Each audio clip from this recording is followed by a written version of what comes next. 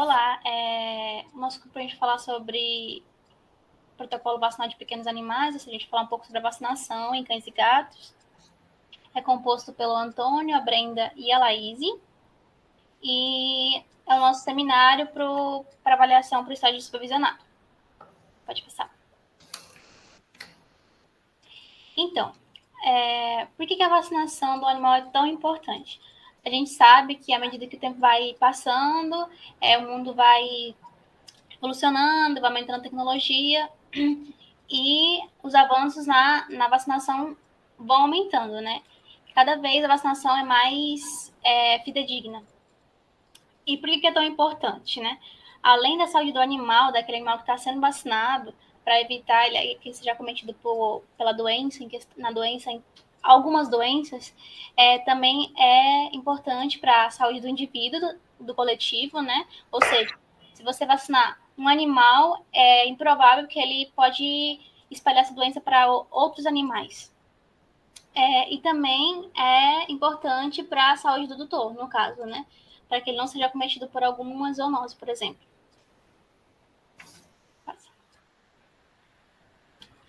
As doenças infecciosas caninas.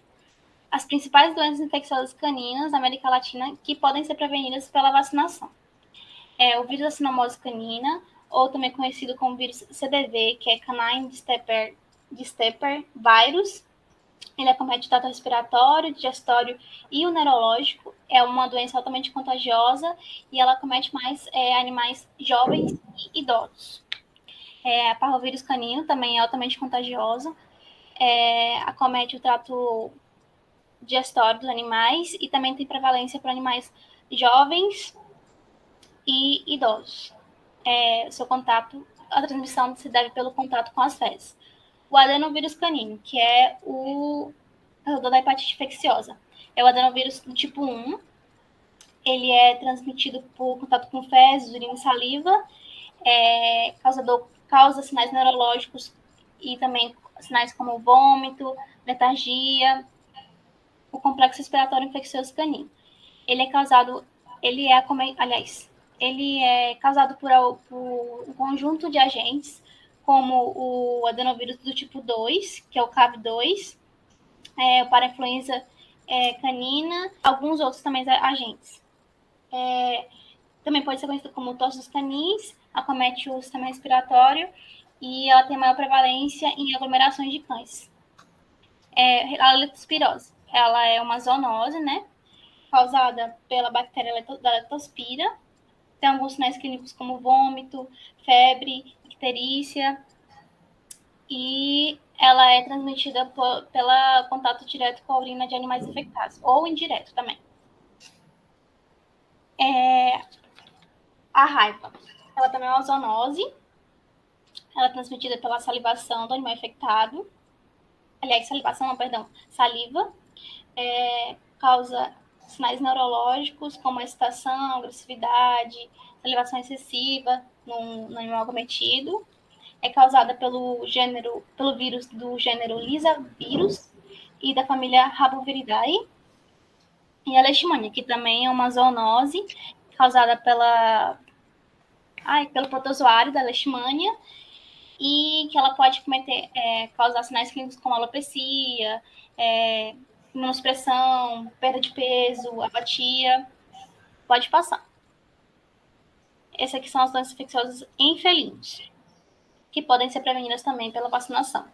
O parvovírus felino, ou também chamado de panleucopenia felina, né? Ela é transmitida pelo contato direto com secreções. Ela causa vômito, diarreia, febre, alguns outros também sinais clínicos nos animais infectados.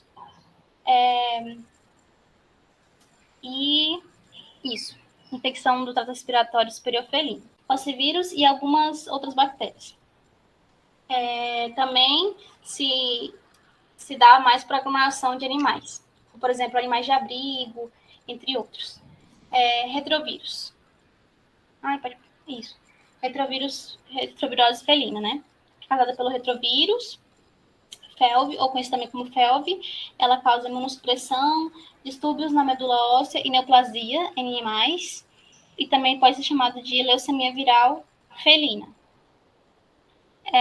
E infecção pelo vírus da raiva canina, que são quando os felinos são infectados pelo vírus da raiva dos caninos.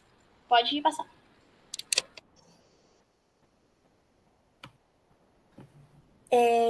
Antes de começar a falar sobre a vacinação, vale salientar que existem as vacinas internacionais. As mais conhecidas são Recombitec, Vanguard. E também, no caso do Brasil, tem a Multidog, que é a que mais está disseminada, né, pelo país. Tem também a questão de uma briga, porque tem lugares, como casas agropecuárias, que acabam aplicando essa vacina sem saber que o animal está doente, isso é uma coisa que tem que ser aplicado pelo médico veterinário, porque é ele que vai definir qual vacina o animal vai tomar, se ele está no tempo certo de tomar. E aí ocorre esse conflito, né, entre casas agropecuárias e médicos veterinários. Bom, na vacinação canina e felina tem 2 protocolos. Eu vou falar do primeiro, que é um protocolo ambicioso.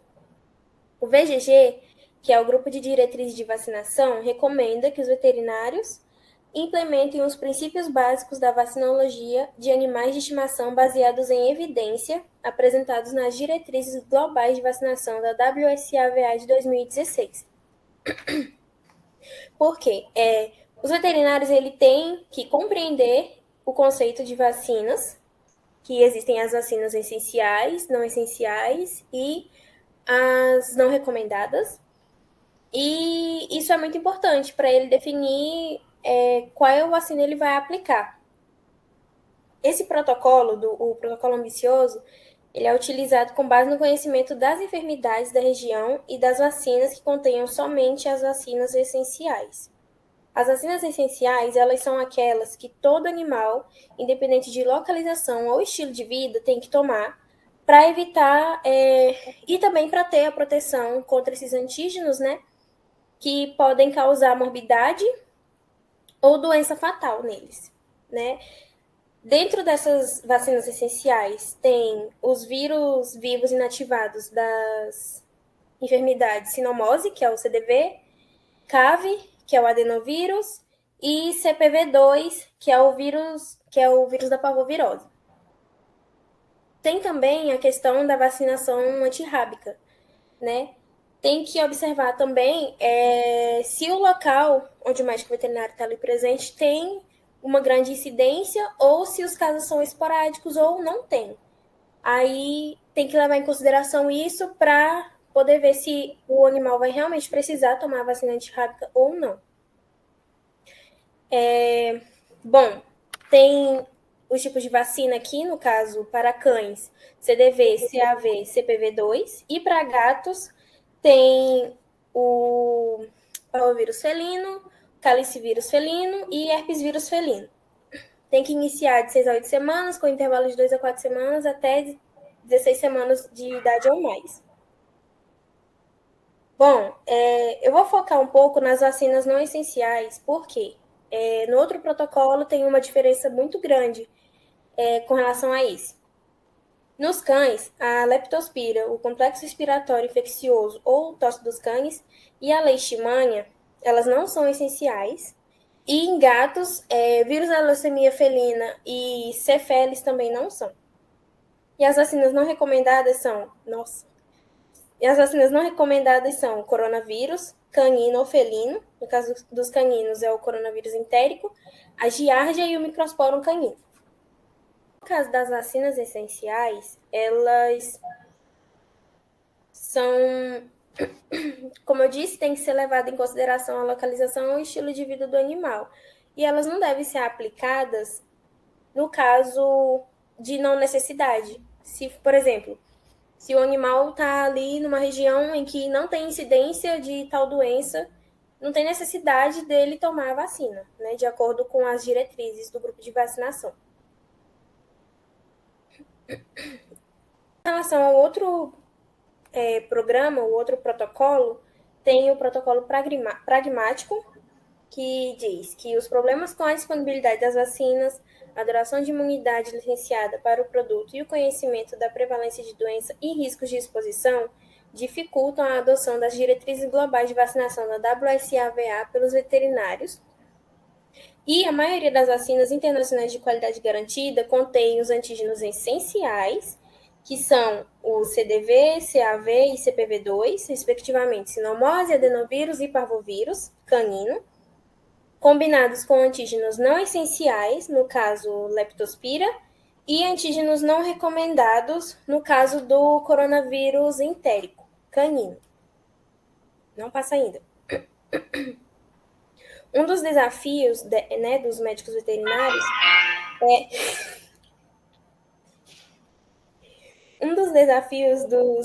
veterinários é tomar decisões baseadas em evidências sobre quais vacinas não essenciais são apropriadas para os animais nas diferentes regiões. Por quê? Existe aquela limitação, porque hoje em dia você não encontra vacina trivalente, né? No caso dos cachorros que precisam tomar as vacinas contra a sinomose, adenovírus e parvovirose, você não encontra ela trivalente, você só encontra ela polivalente, elas associadas com antígenos não essenciais e antígenos que não são recomendados. Aí cabe ao médico veterinário, né, decidir se ele vai realmente aplicar determinada vacina no cachorro ou no gato. Pode passar. Aqui, eu vou falar dos objetivos de cada vacina. Na vacina essencial para cães e gatos, o objetivo do médico veterinário é selecionar um produto de qualidade garantida contendo vírus vivo modificado, que permita que seja administrada a combinação mínima de antígenos essenciais. No caso dos cães, CDV, CAV, CPV2, e para os gatos, FPV, FHV1 e FCV. Bom, essa vacina essencial, ela é usada um diluente alternativo. E se a vacina não é essencial, no caso... Ai, meu Deus, eu embolei todinha. Corta essa parte também, não vou falar isso não. Tá. A vacina contra a raiva, nesse caso desses dois protocolos, ela leva em consideração a vacina que é aplicada sem ser em campanhas de vacinação em massa. As campanhas de vacinação em massa é a parte, e também tem uma outra briga, porque tem alguns locais que dizem que os animais podem tomar vacina antirrábica com 3 meses.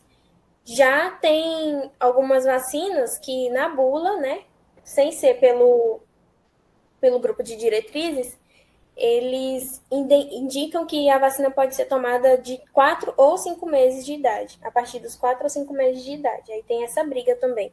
Uma outra coisa que o grupo de diretrizes de vacinação frisa muito é que não é que a bula da vacina esteja errada com relação a algumas coisas que diferem tanto dessa diretriz quanto da bula.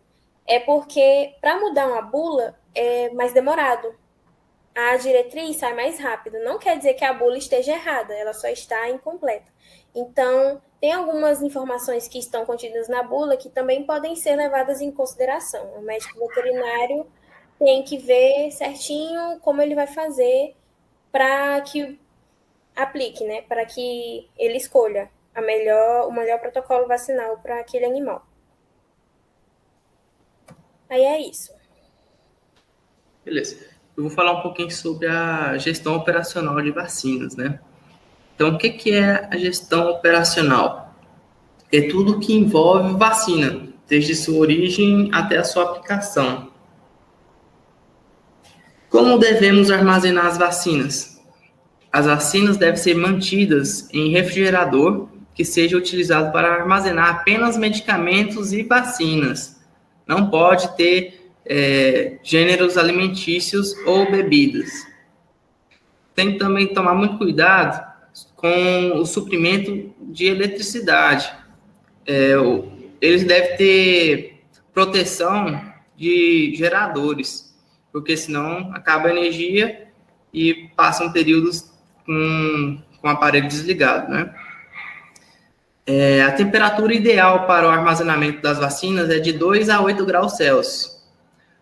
Os refrigeradores domésticos devem ser mantidos a 4 graus Celsius. Esses produtos não podem ser congelados, tá? Porque senão acaba matando aqueles vírus que estão ali. Como deve ser transportado as vacinas?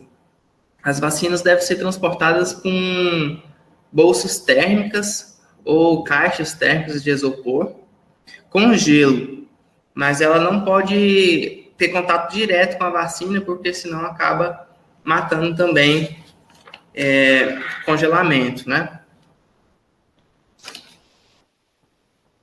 Cuidados na aplicação da vacina. É muito importante.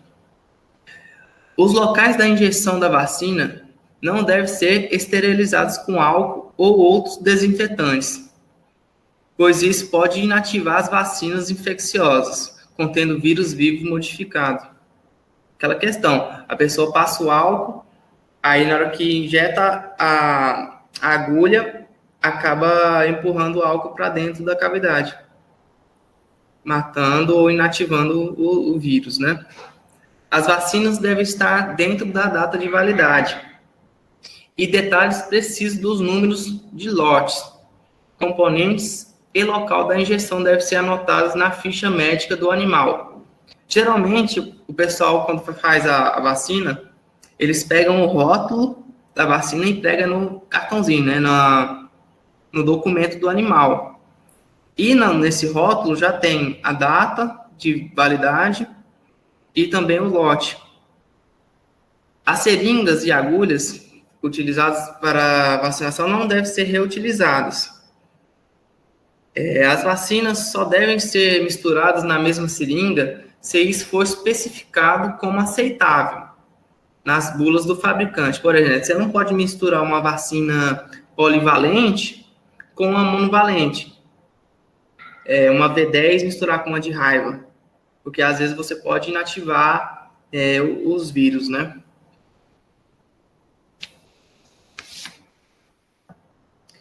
E é isso. Muito obrigado pela atenção.